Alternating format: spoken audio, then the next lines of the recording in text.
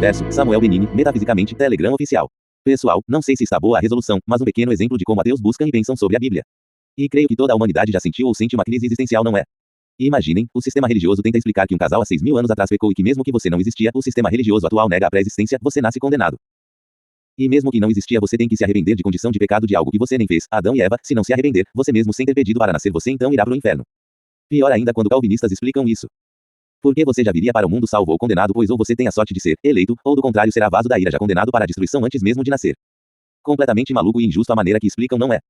Aliás, muitos se perguntam, se Deus sabe todas as coisas, por que não evita ou evitou que o diabo existisse, e por que permite vasos da ira existirem? Tenho certeza que qualquer um aqui, se tiver filhos por exemplo, e você cometer um crime, e a polícia chegar e em vez de te prender, vai e prende teu filho, ou teus netos. Ou teu vizinho, não faria sentido. Completamente injusto, óbvio. Mas a Bíblia jamais ensinou dessa maneira, quando se tem a peça da pré-existência, tudo mostra que Deus é justo e não esse, Deus injusto do calvinismo e sistema religioso. Vamos para os pontos. Portanto, como por um homem entrou o pecado no mundo, e pelo pecado a morte, natureza mortal, assim também a morte passou a todos os homens, por isso que todos pecaram. Porque, se pela ofensa de um morreram, morte natureza imperfeita não é moral, muitos, muito mais a graça de Deus, e o dom pela graça, que é de um só homem, Jesus Cristo. Abundou sobre muitos, natureza divina, ressurreição. Romanos 5. Reparem que Romanos 5 está falando que herdamos natureza de pecado, não se trata de pecado moral, da mesma maneira herdamos pelo perdão, graça, de Deus a natureza de glória, através de Cristo. Não herdamos a moral de Cristo, pois só ele é perfeito. Então Samuel. Se nós não herdamos o pecado moral de Adão e também não herdamos a moral de Cristo, mas se trata de natureza. Quando pecamos moralmente para nascermos condenados? Pré-existimos? Exatamente, vamos aos textos. Porque todos pecaram, e estão destituídos da glória de Deus, RM 3 e 23 Ian. 4 E a sua cauda arrojou a posse a terça parte das estrelas do céu, e lançou-a sobre a terra. E o dragão parou diante da mulher que havia de dar à luz, para que, dando ela à luz, lhe tragasse o filho. Aqui estamos nós somos este grupo de estrelas da coroa da mulher, nós fraquejamos e Satanás nos arrojou, empurrou, arrastou. E abaixo vemos mais dois grupos. 7 E houve batalha no céu, Miguel e os seus anjos, terça parte com Deus, batalhavam contra o dragão, e batalhavam o dragão e os seus anjos, terça parte com Satanás. 8 Mas não prevaleceram, nem mais o seu lugar se achou nos céus. 9 E foi precipitado o grande dragão, a antiga serpente, chamada o diabo, e Satanás, que engana todo o mundo. Ele foi precipitado na terra, também vieram para a terra, e os seus anjos foram lançados com ele. Por isso o processo humano é um teste, onde os nossos espíritos são colocados em vasos corpos temporários. Exatamente como o espírito de Adão é colocado num corpo, vaso de barro, material. Neste processo, Deus sabe que nós fraquejamos, morremos espiritualmente. Ele vos deu vida, estando vós mortos nos vossos delitos e pecados, nos quais andastes outrora, tempo celestial, segundo o curso deste mundo, segundo o príncipe da potestade do ar. Do espírito que agora atua nos filhos da desobediência. Entre os quais também todos nós andamos outrora, aqui nesse mundo fazemos parecido ao que fizemos antes, segundo as inclinações da nossa carne, fazendo a vontade da carne e dos pensamentos. E éramos, por natureza, herdamos o pecado de natureza da falha de Adão e não o moral, filhos da ira, como também os demais. Aqui se refere que sobre a semente da serpente, se não nos convertermos, teremos o mesmo destino dos vasos da ira. Efésios 2. Que diremos, se Deus, querendo mostrar a sua ira e dar a conhecer o seu poder, suportou com muita paciência os vasos de ira, preparados para a destruição, semente da serpente. Por isso já estão condenados, do contrário Deus seria injusto, mas vasos da ira são demônios em corpos. A fim de que também desse a conhecer as riquezas da sua glória nos vasos de misericórdia, estes somos nós, temos chance de arrependimento, momentaneamente em corpos. Vasos, mas um dia ressuscitaremos, que de antemão preparou para a glória. Romanos 9. Pensem. Tudo faz sentido. Aliás, por isso a Bíblia diz que nós seremos reconciliados, significa que um dia estivemos conciliados na glória, mas nos extraviamos e Jesus veio nos buscar. Por isso a Escritura fala de redenção, comprados de volta, resgate, se eu não existia antes não tem como ser resgate, você só resgata alguém que antes esteve com você. Restituição, ou seja, alguém que teve algo perdido antes com Deus, mas isso agora será restaurado. Essa é a lógica da palavra. O sentido da sua vida é que você é um filho de Deus. Um mensageiro do Pai, mas que como humano está sendo provado, através de Cristo, por isso ele veio aqui como nós, mas foi perfeito para comprar o nosso resgate, para que sejamos com corpos de glória. Vasos de honra, ressurreição. Pensem. Não sigam homens que não sabem nada e zombam da palavra, e nem a Deus que não conhecem os mistérios que Deus dá aos seus pequeninos. Pensem.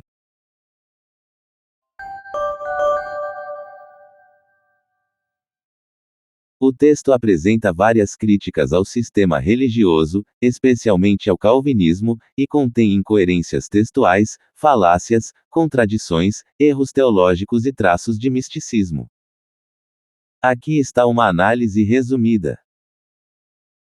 1. Incoerências textuais. O autor critica a ideia de que a humanidade nasce condenada por um pecado que não cometeu, de Adão e Eva, mas depois afirma que a Bíblia jamais ensinou dessa maneira, ao incluir a pré-existência. Isso é inconsistente, pois a Bíblia não menciona explicitamente a pré-existência das almas humanas como solução para o pecado original.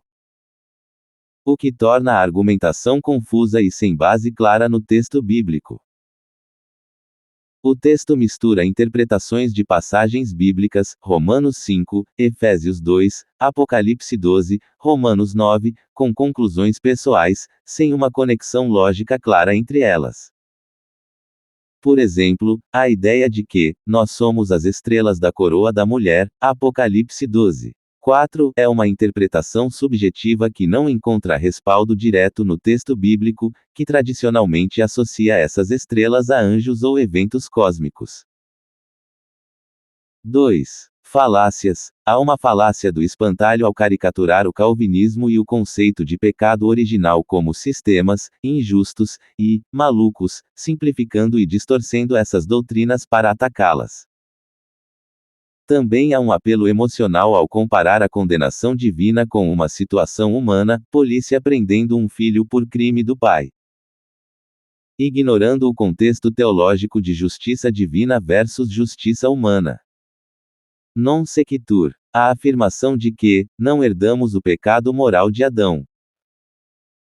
Mas a natureza do pecado leva à pergunta: quando pecamos moralmente para nascermos condenados? Sem uma explicação lógica para apoiar a premissa inicial. 3. Contradições. O texto questiona por que Deus permite a existência do diabo e dos vasos da ira, se sabe todas as coisas, mas ao mesmo tempo sugere que a pré-existência resolve essa injustiça. Isso é contraditório, pois a pré-existência não explica necessariamente a origem do mal ou a permissão divina para o sofrimento, criando uma tensão não resolvida na argumentação. O texto diz que não herdamos a moral de Cristo, apenas a natureza de glória, mas ao mesmo tempo sugere que somos filhos de Deus, sendo provados para a ressurreição. O que implica um padrão moral implícito em Cristo, contradizendo a separação absoluta entre natureza e moral.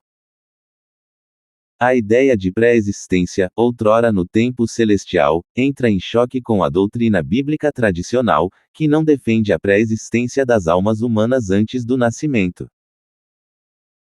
4. Erros teológicos. A rejeição do pecado original e a ênfase na pré-existência como chave interpretativa não tem respaldo claro na teologia cristã ortodoxa, que geralmente aceita o pecado herdado, Romanos 5. 12, e não menciona a pré-existência humana antes do nascimento. A crítica ao calvinismo também ignora que essa doutrina se baseia em textos como Romanos 9, que fala de eleição e vasos de ira, alinhando-se à soberania divina, e não a uma injustiça arbitrária. A interpretação de Romanos 5 como natureza de pecado, distinta de pecado moral, não é sustentada pela exegese tradicional, que vê o pecado de Adão como a origem tanto da condição caída, natureza, quanto da culpa moral transmitida à humanidade. A sugestão de que vasos de ira são demônios em corpos, e que nós somos os vasos de misericórdia, ignora o contexto de Romanos 9, que fala da soberania de Deus na escolha, não de uma dicotomia entre humanos e demônios encarnados. A noção de pré-existência e reconciliação, como retorno a uma glória anterior, não tem base sólida na doutrina bíblica, que enfatiza a criação ex nihilo, do nada, das almas humanas. 5. Misticismo. A sugestão de que tudo faz sentido com a pré-existência introduz um elemento especulativo e místico, mais próximo de tradições esotéricas ou gnósticas do que do cristianismo bíblico tradicional. Isso reflete uma visão pessoal e intuitiva, sem fundamentação textual explícita.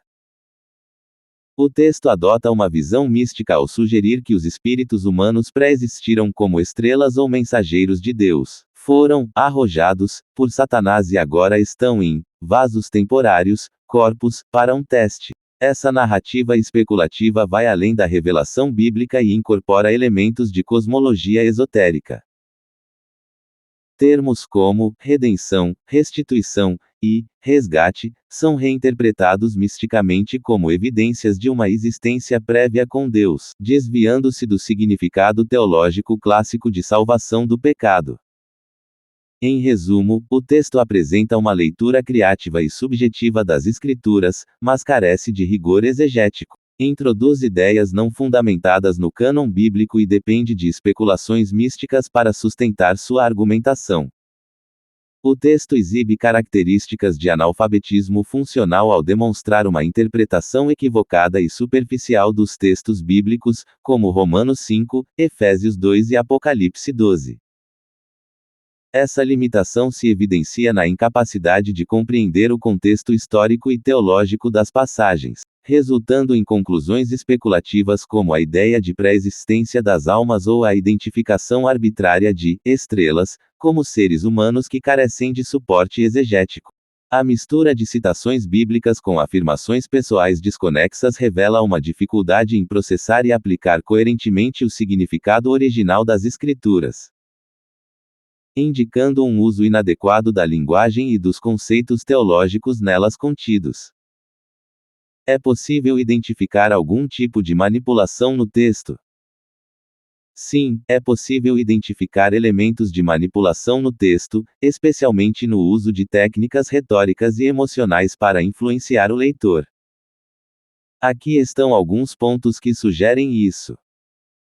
1. Apelo emocional exagerado. O texto usa linguagem carregada como completamente maluco e injusto, e comparações dramáticas, polícia prendendo um filho por um crime do pai, para provocar indignação ou empatia no leitor. Isso busca contornar uma análise racional e levar a uma aceitação imediata da crítica ao sistema religioso, sem exame crítico mais profundo. O texto recorre a frases carregadas de emoção, como, tudo faz sentido, Jesus veio nos buscar, e o uso de emojis, que buscam criar uma conexão afetiva com o leitor. Essa técnica pode ser manipulativa ao tentar contornar o raciocínio crítico, apelando diretamente aos sentimentos para gerar concordância ou identificação. 2. Generalização e caricatura. Ao atacar o calvinismo e o conceito de pecado original, o autor apresenta essas ideias de forma simplista e distorcida. Você tem a sorte de ser eleito ou está condenado antes de nascer, o que facilita rejeitá-las como absurdas. Essa técnica manipula a percepção do leitor ao omitir nuances teológicas e evitar um debate equilibrado. 3. Afirmação sem evidência. A ideia de que a Bíblia jamais ensinou dessa maneira, e que a pré-existência resolve tudo é apresentada como fato, mas não é sustentada por referências ou argumentos concretos. Isso pode manipular leitores menos familiarizados com o texto bíblico, levando-os a aceitar a conclusão do autor por falta de contraditório. Declarações como, nós somos este grupo de estrelas da coroa da mulher, ou, vasos de ira são demônios em corpos, são apresentadas como verdades absolutas, sem fundamentação textual clara ou exegese rigorosa. Isso pode manipular o leitor ao sugerir autoridade e certeza onde há apenas especulação, desencorajando questionamentos. 4. Falsa dicotomia. O texto opõe um Deus injusto do calvinismo e sistema religioso a um Deus justo que seria revelado pela pré-existência, sugerindo que só há duas opções: aceitar a visão do autor ou aderir a uma crença irracional. Isso manipula o leitor ao limitar artificialmente as possibilidades interpretativas. 5. Reinterpretação arbitrária de termos. O texto redefine conceitos bíblicos como redenção, reconciliação e restituição, para implicar pré-existência espiritual, algo que não é explicitamente apoiado pelas Escrituras. Essa manipulação semântica pode confundir o leitor menos familiarizado com o texto bíblico, levando-o a aceitar uma narrativa alternativa como fato. 6. Tom de superioridade espiritual.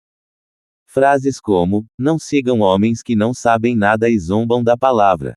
E nem ateus que não conhecem os mistérios que Deus dá aos seus pequeninos, estabelecem uma dicotomia entre nós, os que entendem a verdade, e eles, os ignorantes ou descrentes. Esse recurso manipulativo busca criar um senso de pertencimento e exclusividade, pressionando o leitor a alinhar-se com o autor para evitar ser associado ao grupo errado. 7. Encadeamento de perguntas retóricas.